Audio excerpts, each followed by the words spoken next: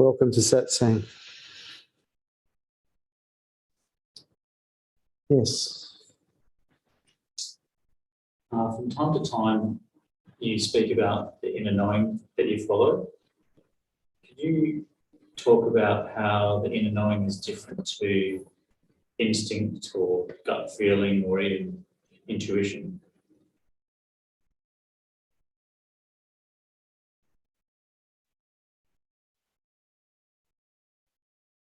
Yeah. Inner knowing is relatively hard to find for most people because we were trained to follow the rational mind. We were trained to work things out, problem solve.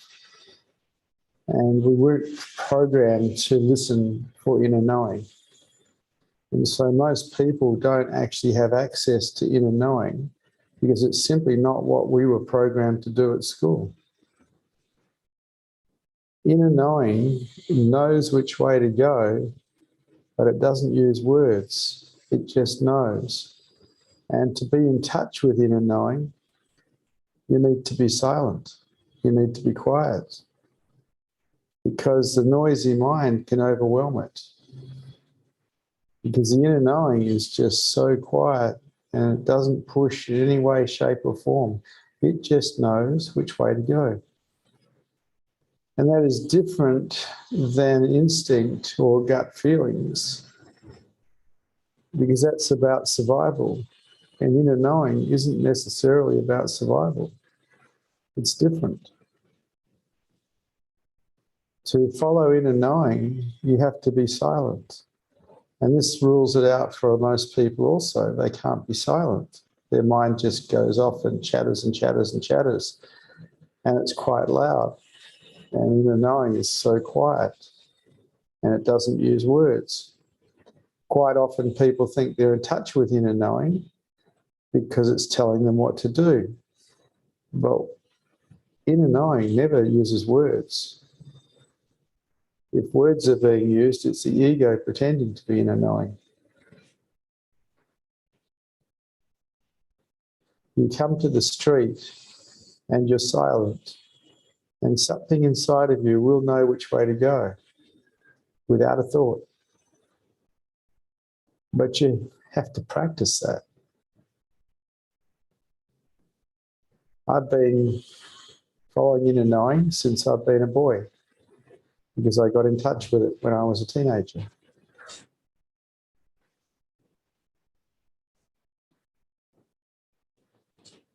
It's the oddest thing, really. It just knows. But it may know against rationality. When we're in touch with inner knowing, we're in touch with something much greater than the rational mind. The rational mind is limited to what it knows. Inner knowing seems to be in touch with something much greater. But it's not a subject that I like to talk about too much because it doesn't help people to talk about it. What helps people is when you talk about seeing if you can make this place a better place by your presence being here than before you came. Can you make a difference in people's lives or animals' lives or the planet? Can you leave this place a little better than when you arrived? That's important. It's way more important than inner knowing. Inner knowing is what true shamans use. It's also what mystics use.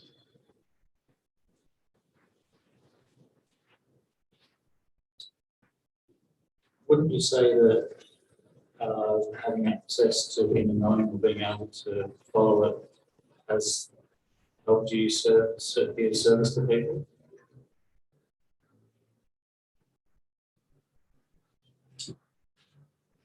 It's basically what it eventually led me to the heart, to love. It's what had me surrender my companies and search for my heart.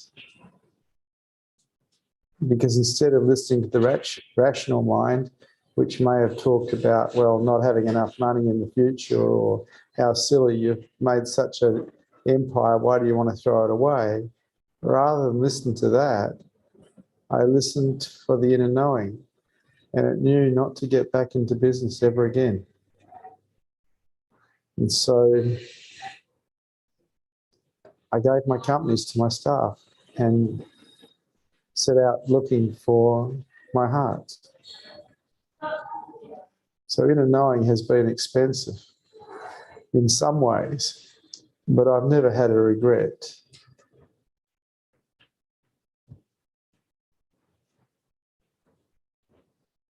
What about, you said that you found it as a boy.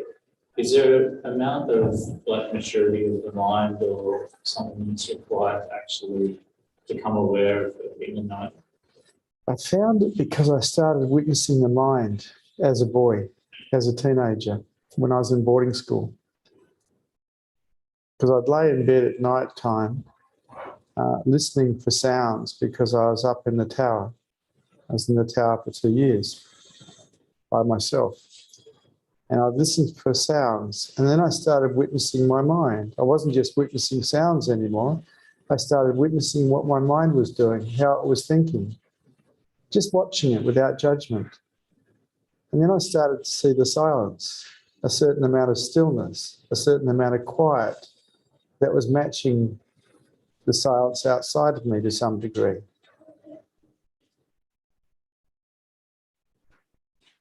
And then I started to feel the inner knowing. It's ever so subtle. It's never pushy. It never tries to convince you of anything. It just knows which way to go. And so when I was in business, I followed inner knowing. And I was very successful in business. And so I would say inner knowing knew which way to go. I trusted inner knowing more than I trusted the rational mind by a long, long way.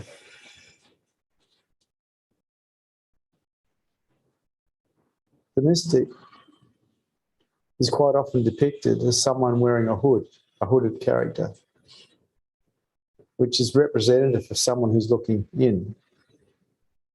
When you're following inner knowing, you're looking in. If you're looking at the rational mind, you're still looking out because the mind is out.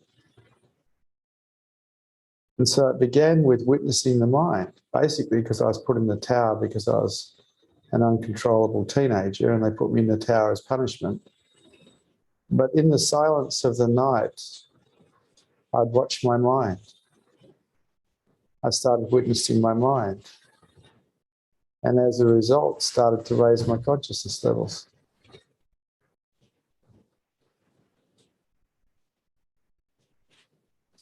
Would you say that inner knowing has anything to do with love or truth? I don't know. I don't know. You know, people love to hear the answers, but the truth is I just don't know.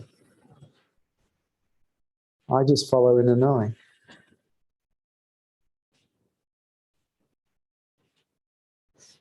The whole need to know is the need to control. When you learn to surrender unconditionally, the need to control isn't there anymore. The collection of knowledge, the collection of understandings is still the need to control. It's still survival. It's still primitive. Ultimately, when you start finding beingness or even heart, if you're honest with yourself and you're honest with the world, you'll say, I don't know. Because it's just so vast and there's no way a human mind can comprehend it. It can witness it, but it can't comprehend it. And so everything is put in the maybe column. And your favourite answer becomes, I don't know, because it's truthful.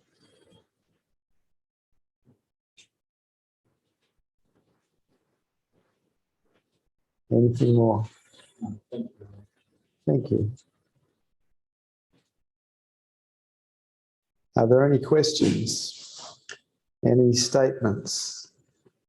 Or does anyone have anything they'd like to talk about tonight?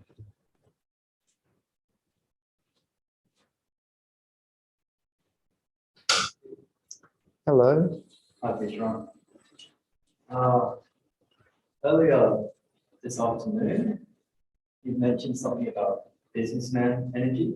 Mm-hmm.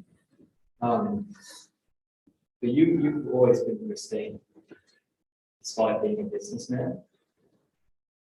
How did you make this happen? I got rid of negative thinking when I was a teenager, and I don't dwell on the negative, and I never have. And when you don't dwell on the negative, you don't procrastinate, you don't problem solve very much, and you don't run story, and that allows you to stay pristine. When I was a teenager, at the age of 19, I wanted to have clarity. I didn't want to have a mind that was unclear. And so clarity and energy became a very important deal for me, because I knew that I was going to become an entrepreneur, because I wasn't going to continue on with school. I hated school. Yeah. And so I realized that if you're going to be a successful entrepreneur, you have to have clarity. If you don't have clarity, give up. You've already been defeated by yourself. So when it came to problem solving in business, I'm guessing it's with clarity, the problems just kind of get solved rather than. No, clarity allows you to see that if you want to be successful in anything, you get professional advice. You get people who are successful to hang out with. The arrogance that a lot of Australian women and men have, that they think they know, is against success.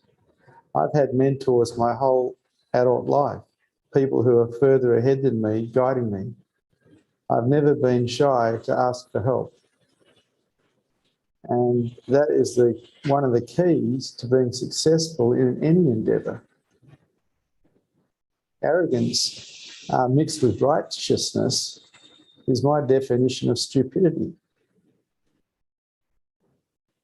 Anything else? I just see I need to kick my arrogance quite strongly. Yeah. Yeah, the idea that you know when you don't is crazy. Yeah. Thank you. Hello? I have a question. So sometimes you've suggested to us that we should take apart false belief patterns. How about all belief patterns? Why just take out the false ones? Why not take them all out? They're all prisons. And other times you say we should just witness the mind. So don't try and analyze or judge So how are you going to take out the belief systems if you don't witness them first and see that they're there? It's a process, isn't it? Yeah. So the process begins with witnessing the mind, and you get to see the problems that are in the way because you're witnessing the mind. Then the next step is to take them apart so they're no longer obstacles. And you can actually witness the mind while you're doing that too, if you've developed a silent witness that does not judge.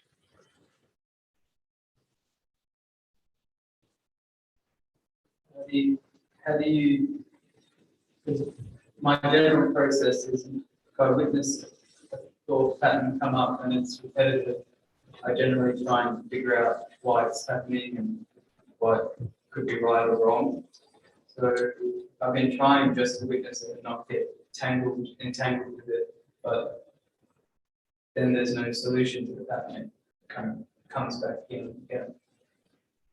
My mind is silent, has been for a long, long, long time. I don't get tripped up on anything. There's no belief systems in me to get tripped up on. They've all been undone. That's the process, to undo everything that's in the way. We were all programmed badly because we weren't programmed for happiness and we weren't programmed for love. And so we have all these belief systems inside us. When the expectation on them is not met, we go into contraction. That's lower consciousness and that's suffering. I'm just not interested in creating suffering in myself, ever. And it's been like that now since I've been a teenager.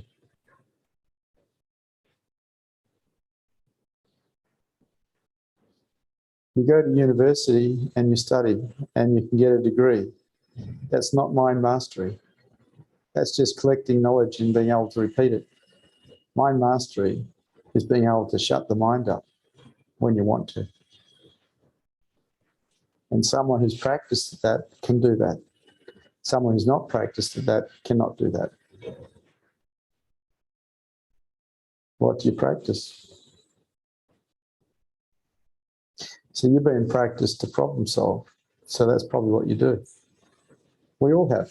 I was programmed that way too. I just could see that in itself was a problem because that's a form of suffering. Living in your head problem solving all the time is a form of suffering because it's resistance to what is. Isn't that part of the process that you said we should go through? It is. Once you've undone all the belief systems, there's nothing more to say. Unfortunately, we weren't programmed to be free. We were programmed to be in prisons. All belief systems are prisons. You want to get free, you've got to undo the problem. And so higher consciousness is really an undoing process, a reverse engineering process. And when you reverse engineered the mind so it stopped causing problems, now the mind is ready to support the perception of love and enlightenment. A mind that is equanimous is not talking to itself.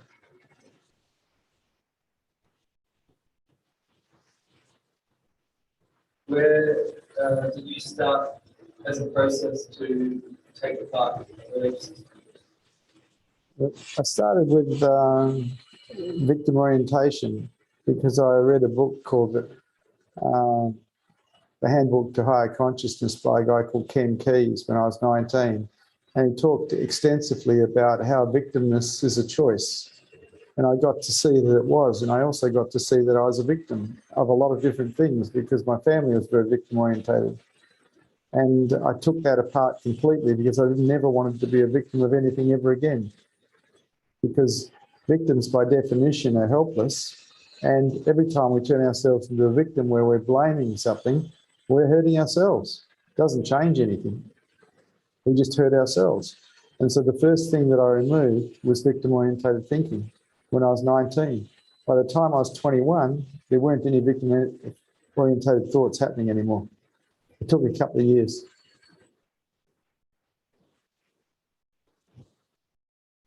The second thing that I removed, which I removed at the same time, was worry, because I came from a family of worriers. And I could see that there was no value in worrying, that it just caused suffering inside of me and changed nothing. And so anytime worry arose, there was a program that spotted it, that was the silent witness, and there was a program that stopped it. It gave it no credence whatsoever. It was stopped immediately. And that was the beginning of mind mastery, disciplining the mind to shut up.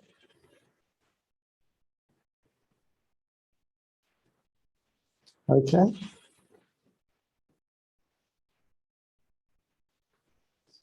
So, at any point along that process, did you analyse your thoughts and try and... Oh, I'm sure I did. Also, I failed thousands of times. We don't succeed at that sort of thing by getting it right the first time or the first 100 times. Maybe after 1,000 times we start getting it right. Because by the age of 19, all my default patterns were in place for life. Changing default patterns, and if I'm changing worrying and victim orientation, they're default patterns, that takes a fair bit of effort over time. It doesn't happen easily. But have a look, what would it be worth if you didn't create suffering for yourself by being a victim or worrying for the next 50 years? What would that be worth?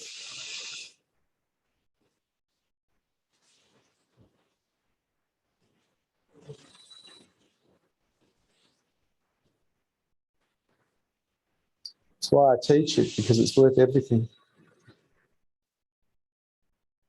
This past week, my natural tendency is to try and analyze my problems too much. So this week I just said I'll just witness it and not get involved. And I've been able to actually do that, and it's given me some peace of mind. Yeah. So now I'm at a bit of a conflict in my mind. One part of you is saying I need to analyze and deconstruct all belief systems, and another part of my mind says there's peace of mind, but I just don't do that. Well, it's quite possible you have time. You may live another year.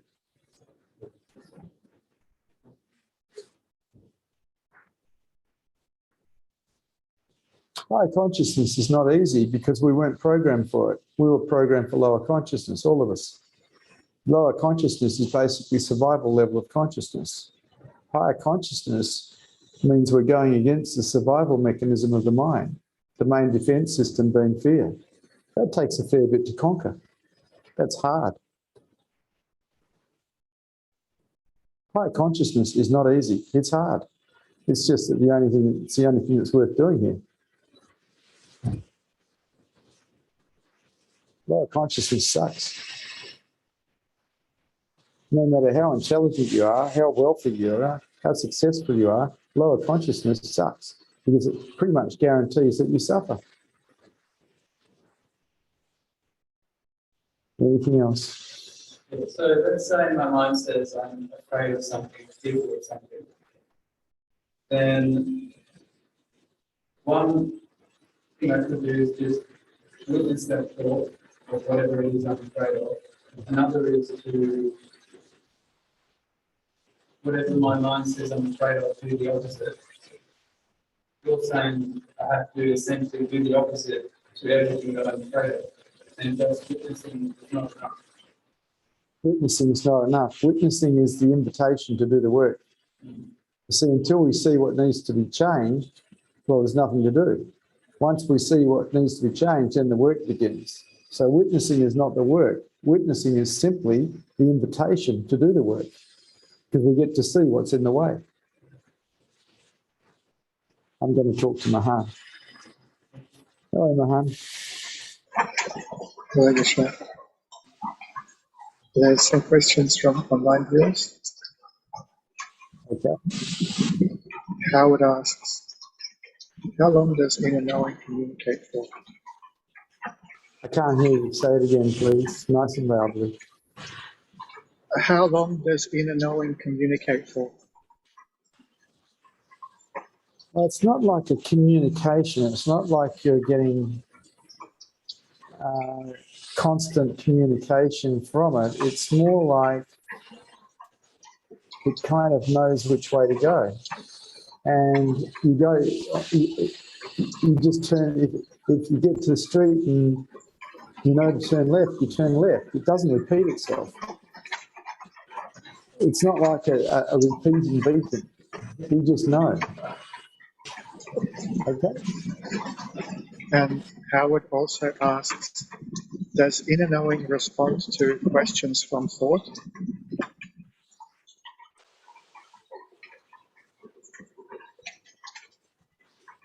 I could ask a question, but there's no guarantee that it would be answered. Trusting in a knowing is like stepping into the unknown. You don't know what's going to happen. And so we usually revert back to rational mind to try to work things out. I just learnt not to do that. I learnt to wait for the inner knowing.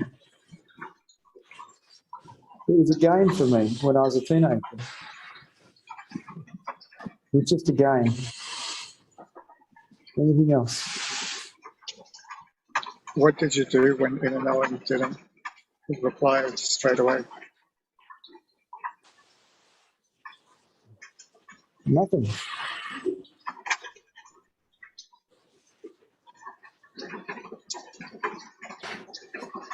You watch some teachers, spiritual teachers, when you ask them questions, They're actually waiting for inner knowing. So some of them don't answer for a long time because inner knowing doesn't come into play. And some teachers can answer very quickly. Depends where they're coming from. Generally speaking, someone who's awake is speaking spontaneously from no mind. It's a little different. There's no editor. Anything else? And Gold Lotus asks, is inner knowing the same as intuition? No. Intuition belongs to the survival of the mind and body. Inner knowing is different. Inner knowing is not necessarily about survival. Can be though, but not necessarily. It seems to be beyond it. Anything else?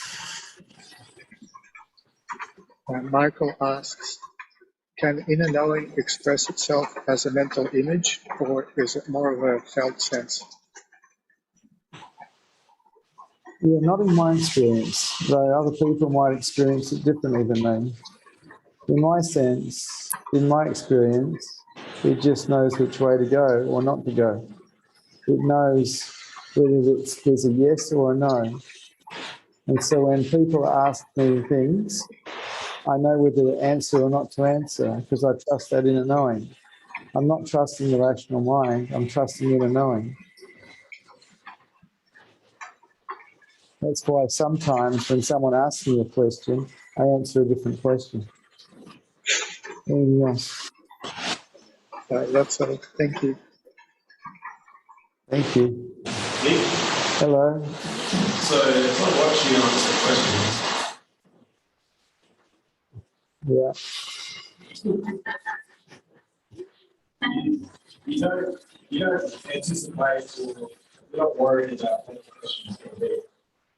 No. If I was in that situation, I feel that I'm embracing, I guess what's coming. I'm already a dead man. Do you think dead men worry about anything? No. No. You see, higher consciousness, as you go higher and higher and higher, you have to surrender your life. If you want to keep going higher and higher and higher, you surrender your life. You give it to God.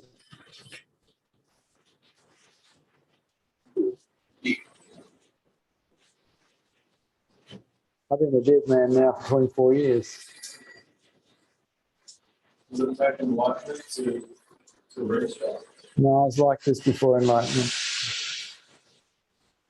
It's a part of the deal, though. Unconditional surrender is the only thing that a human being needs to learn. There isn't anything else. But most people won't practice unconditional surrender. They'll practice collecting knowledge because that's what we were programmed to do at school. But the only thing that you need to know how to do is surrender unconditionally, which is a non-doing. It's the only thing you need to know, nothing else. But that, if you can surrender unconditionally, you've defeated the survival mechanism of the mind. It's a death. Anything else? Thank you. Sam, hello. Hello, Vish. A wild old night here. Yeah, Yeah. I was wondering what all that noise was. I thought it was geese. But It's the poltergeist in the room trying to get, they're just trying to get into Satsang, you know? yeah. Question was this, Vish. Sometimes when I meditate or sleep, a thought will come into my head, and it's a good thought. That's not inner knowing, is it? Or a form of inner knowing. Inner knowing doesn't deal in thoughts. Inner knowing is before thoughts. No, thoughts aren't inner knowing, no. Because it's most of the time when that happens, it's a positive or a good idea or a good thought. Very rare, and it answers the problem or whatever thing that may have been thinking about. And it's just weird. It doesn't use words, ever. If it's using words, it's the mind.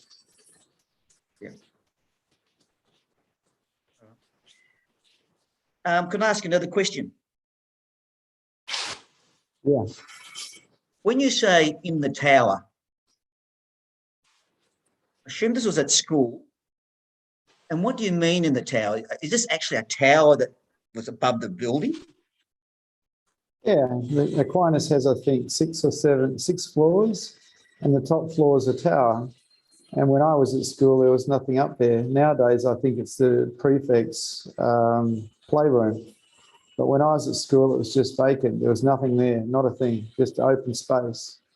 And I got put up there because I was causing so much trouble in the dormitories at night time. Because at night time, I used to find where the bullies were sleeping and belt them. It's a bit harsh. Oh, okay. So you must have copped They the were strap a fair harsh. bit. Every day.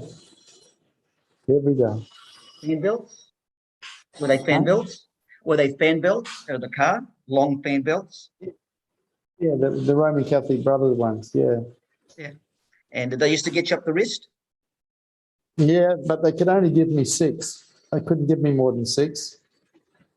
6 hits, that was it.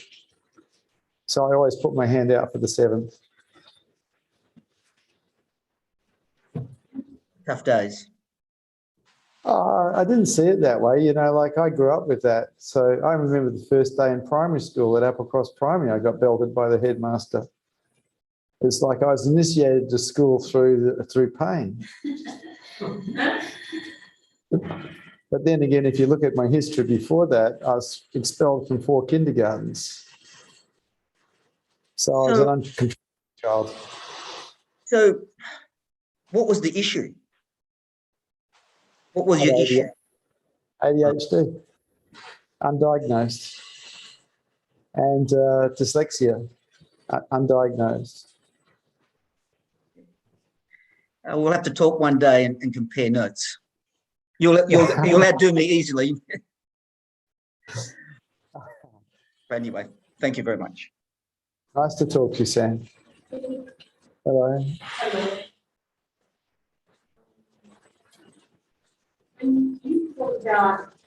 When you talk about inner knowing and how that's guided you throughout your life, obviously you have experienced fear as well, and just wondering how, is it possible to experience inner knowing if you're still getting? No. Fear will override it. So I started defeating fear when I was very young because I categorically refused to serve it. If you serve fear, it becomes a terrible master. I just saw fear for what it was, a projection into the future that wasn't real, and I just refused to obey it. Okay? Like childhood. So, It's like childhood. yeah, I was a child when I started refusing to serve fear because I was brought up by Roman Catholic brothers and priests, and they used fear and guilt to try to control me. And I just refused to be controlled by anything. The fear of being beaten, the fear of violence against me. I wasn't prepared to allow them to control me. Anything else? Okay. Yes.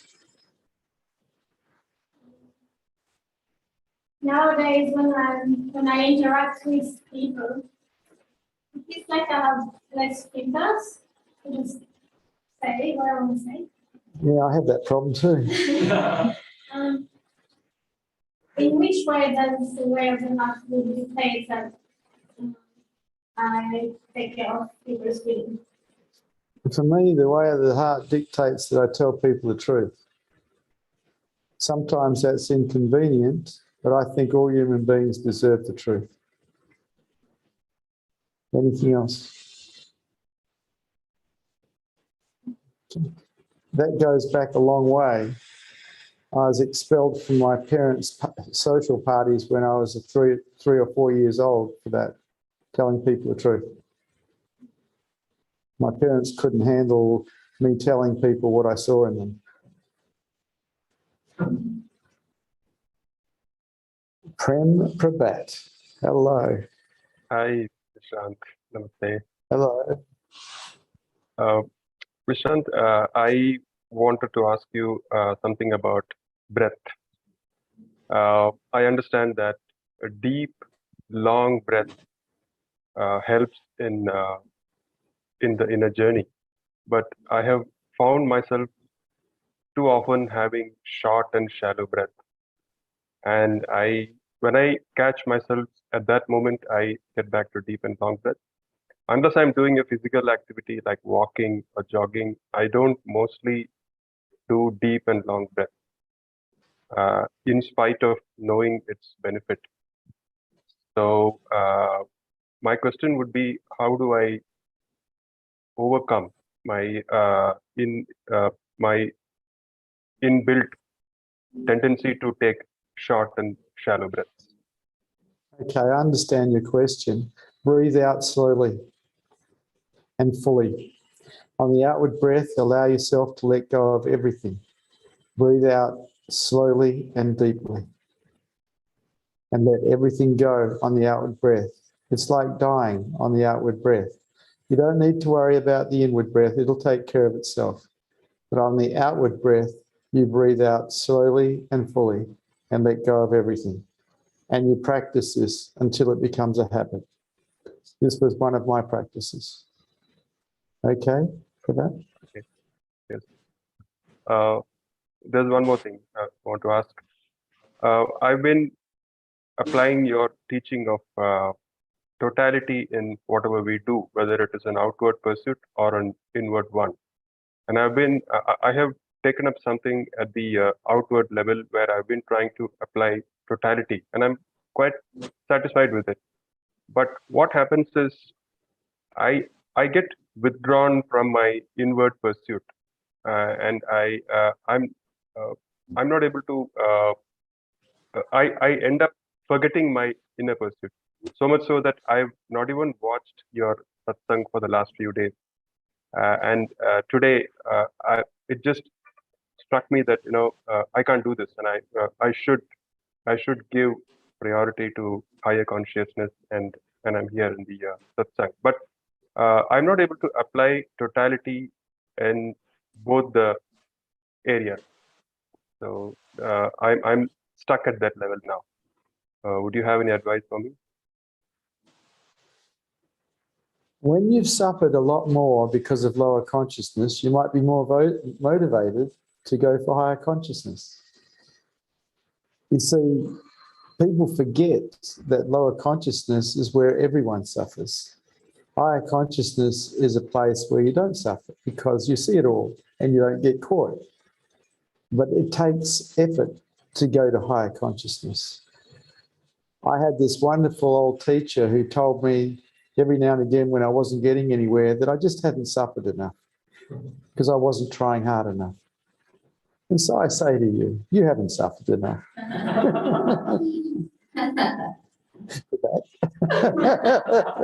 So how would I take myself towards more suffering? I don't know how. When you breathe out and you're following the breath out, do it totally. Watching the breath and breathing out totally is a way to become very aware of everything around you because you're putting your totality into the breath, which is real. You're becoming present to what is real. This is a wonderful way to gain present moment awareness. And it's also a wonderful way to relax the mind and the body because on the outward breath, we can let go of everything. Okay? Okay, sure. Oh, nice to see you again for that. Thank you so much, Vishrant. Hello. Hi. I saw you move. I caught it on the edge. Hello, Rajesh. Hi, Bhagwan. Hello. Regarding the breath, it breathes. I mean, the body breathes on its own, and when I start paying attention to the breath, it feels like I'm taking control of the breathing. I'm not just watching it, but influencing it. Is it possible to just pay attention and not influence the breath? Yeah, you just haven't done it long enough, that's all. So when you're first putting your awareness on it, you're finding that you're controlling it. But if you keep keeping your awareness on it, after a while, your mind will relax somewhat and you won't be controlling it anymore. You just haven't been doing it long enough, that's all. Okay, Simple. we'll keep practicing. Yeah, that's the show. Practice. Thank you.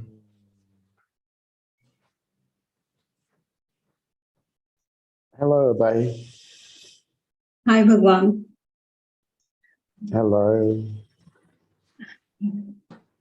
Bhagwan, when the dark night of the soul comes, does it also come as physical pain? Can do. Basically, the dark night of the soul is when whatever we've collected over a lifetime starts to come out. All the repressed pain, all the trauma that we've kept inside ourselves starts to emerge. And this is a healing process. Sometimes it can be physical pain, yes. Anything else? Yes, Bhagwan. It also feels like the mind is simply not in place. It's more chattering than earlier. Your mind? Is that, yeah, my mind. From a couple of days it's happening. That, I'd say that all you're doing is noticing what it always does.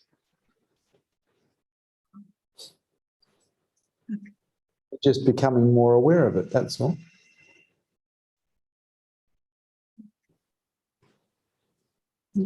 Anything else? That's all. Thank you so much. Okay. So the mind will get more chatty if you're worried about something. If there's something you're not accepting in your life, it will get more chatty. The way to shut the mind up is to accept life as it is. The moment we don't accept life as it is, the mind gets quite noisy. Hello, Abaya. Hello, Vishrant. You have a very big B in your Abaya.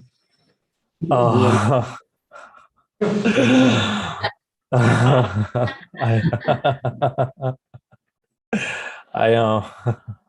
Is that for breath? Yeah.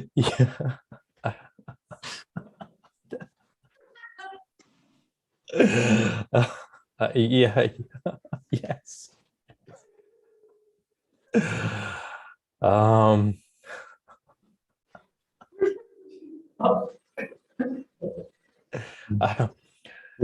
Is there anything you want to talk about, Abaya? Yeah. When so. Oh no, it's okay. Okay, Abaya. Nice to see you, Abaya. Yeah, nice to see you. Hello, Tayagna. Hello. Hello. Hi.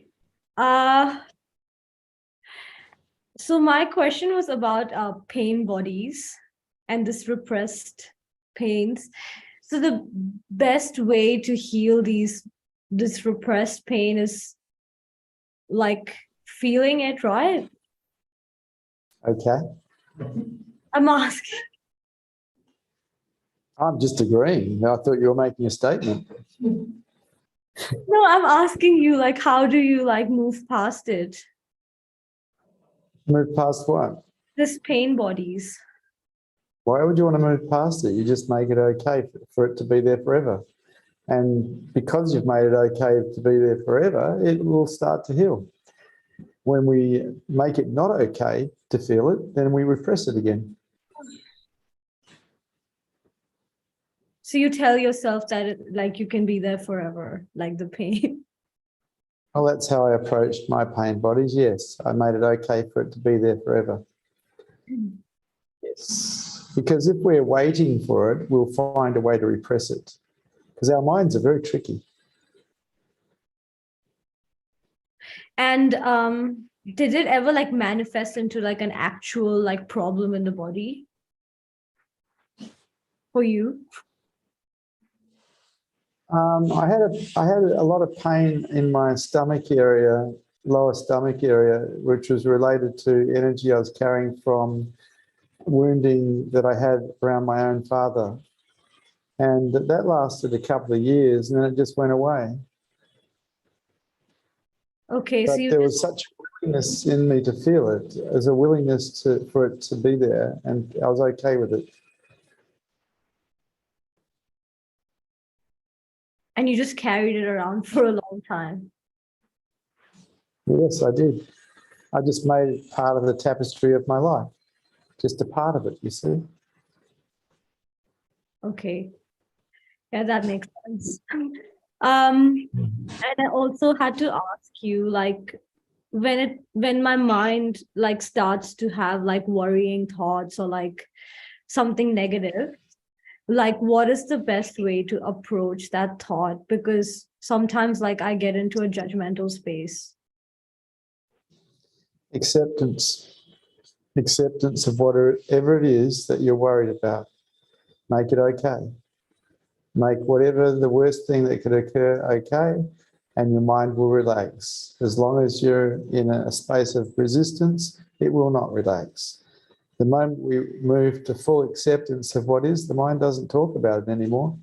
If the mind's still talking about it, then we haven't hit full acceptance yet.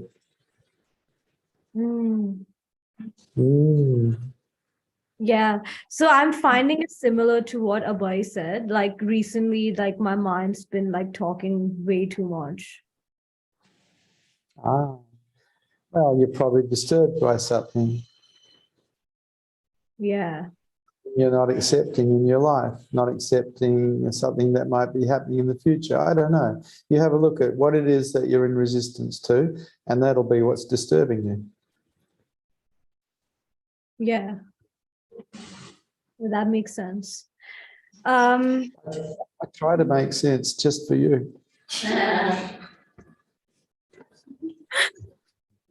And another question I had was like I started to take, ashwagandha, which is like for muscle. Ashwagandha, like this thing. It's like a herb. I've heard of it. Yep. What are you Yeah. taking that for? For like this, for the pain, my body.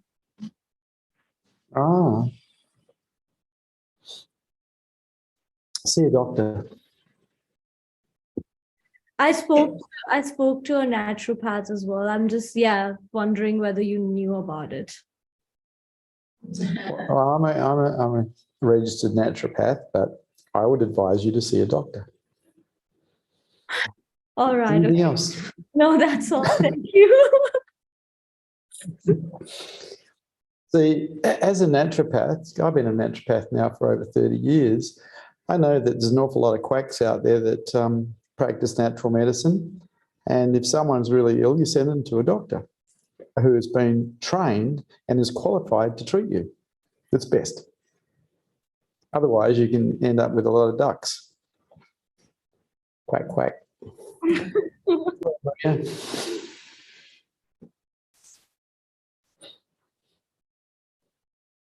I wonder if there's any naturopaths listening. They probably wouldn't like that. Hello, Maria.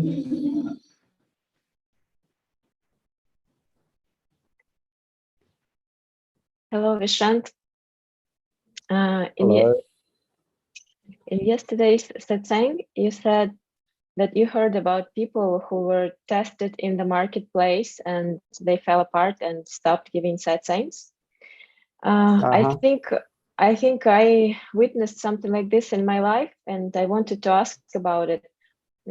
Is it possible for an enlightened person to feel love for a person, for example, if they meet their life partner, and if that person is not fully awake yet, so it means like they have these identifications with one of these things that you mentioned, like money, sex, and power. And so the enlightened person picks up these energies from them, and maybe in their external life, it looks like their life is driven by these things, but on the inside, maybe they remain free and in full awareness of it. Or would you say that if a person is enlightened, they would process it inside themselves and their life will not? One question, Maria. Maria, you and I have had this conversation before. One question and I will answer it. What you're doing is the same as what I talked to you about before. You're asking one question, then before I get to answer it, you ask another one. Then before I get to answer that, you ask another one. You ask me one question, I will answer it for you. Ask me one question. So is it possible that enlightened person process things from another person who is close to them, and their life, external life, actually looks like they're driven by these things like money, sex, and power? If their life is driven by money, sex, and power, they are not awake. It's that simple, because they have not surrendered yet.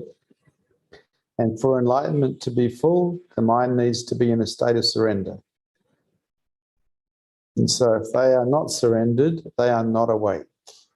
And if they're caught in sexuality or money or power, they're probably not awake. So if they pick up stuff from some other person and they're processing it, the processing goes only inside. It cannot be like visible in their external life. Is this correct? There is no processing. The energy comes in and then it gets expanded out rapidly into the infinite.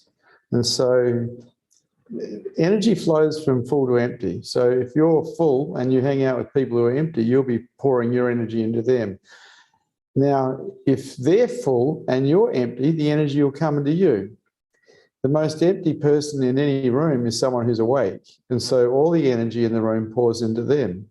It comes in and it gets expanded out, because the Buddha field is an expanding energy field, not a contracting energy field like the mind, an expanding energy field. So anything that comes into it gets blown out to the infinite. And so the awakened one always remains pristine, sattvic. Okay? Yes, and I had another question, which is somewhat related to the first one.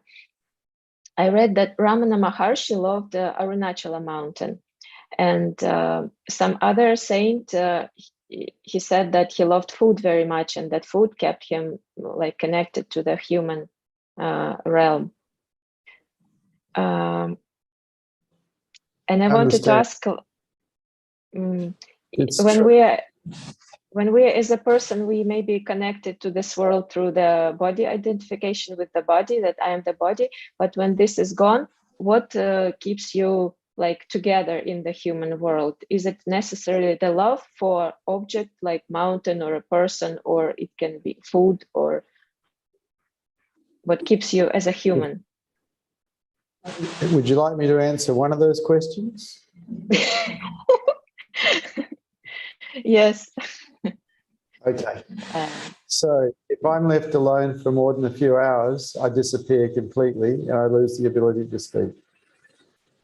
And so I keep myself out in the material world by hanging out with people. So the people that I hang out with, which are usually my disciples, keep me out in the material world. And I've been using them like that now for 24 years. Because if I sit alone, I won't come out again. I'm gone. Gate, gate, paragate. Gone, gone, gone beyond. Anything else, Maria? Thank you. Okay. Sometimes I tell them that they help me immensely. And that's how they help me, by being with me. It keeps me out here so I can be effective in the human world, because there's no human here anymore. Hello, Utsa. Hello, Bhagwan. Hello. So, Bhagwan, if you are left alone and like you are just by yourself, what will happen? One would, if you're left alone, you'd be just by yourself. Yes. Yeah. So what will happen to like if your body needs food and When I'm gone, I'm not in touch with the body at all. And if I shut my eyes, I'm gone. I'm not in touch with the body at all. I'm not in touch with the mind. I'm not in touch with the body. Awareness is aware of itself, and I'm gone, gone, gone. Because awareness is on awareness. It's not on the mind. It's not on the body. Now, out here with you, awareness is in two places. It's on itself, and it's out here with you. So it's like having 1 foot in and 1 foot out. But if I get left alone for too long, both feet go in and I can't come out anymore. I can't even contact language. And so this started happening a long, long time ago. So I started hanging out with my disciples so I could actually pass my knowledge onto them and also the Buddha field onto them, and so they could keep me out so I could be an effective in the human world.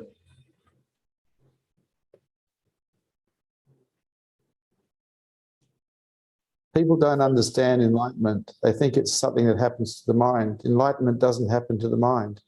Enlightenment is when that's aware of the mind becomes aware of itself. That is enlightenment. And the mind actually shuts up, stops speaking to itself. It's gone. And so I am here with my disciples so I can help them get free. I don't have another reason to be here. I'm trying to leave this place a better place than when I came. Anything else that's... no? Thank you. Hello, Mani.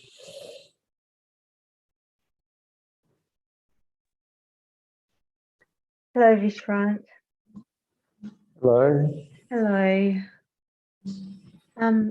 I wanted to ask, like I spent some time with you and my two really good friends, and I feel changed. I just want to ask, what's the power? Can you talk about the power of love?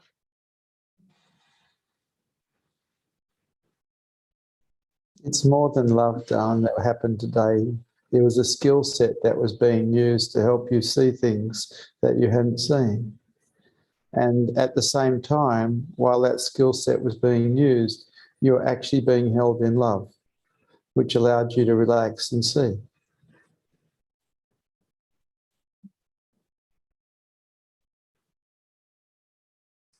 It feels like a really important thing for the world. Well, the skill set was psychotherapy, but you were being held in love while you were being shown things about you, allowing you to see things in yourself because you were being held in love. And for a good counsellor or a good psychotherapist or a good doctor for that matter, if you can hold people in love, you can help them immensely. But when we don't hold people in love, we can actually hurt them.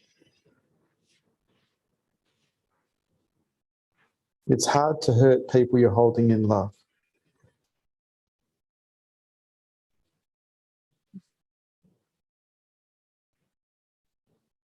Thank you. You are so loved. Thank you.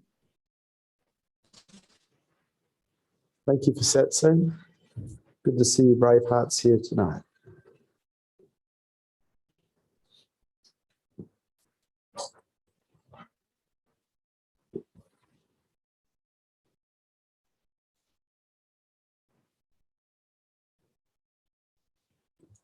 Bye bye, everyone online.